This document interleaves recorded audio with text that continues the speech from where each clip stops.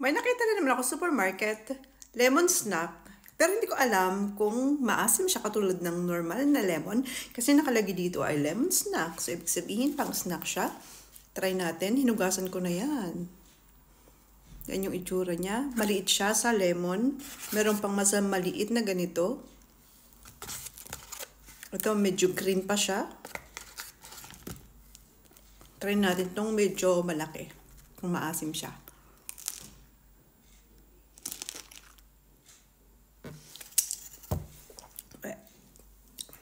Tapos mayusip.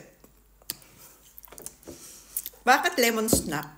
Eh, sobrang asim. Mas maasim pa to sa normal na lemon, ah. Meron siyang buto sa loob. Masarap ito pag may asin.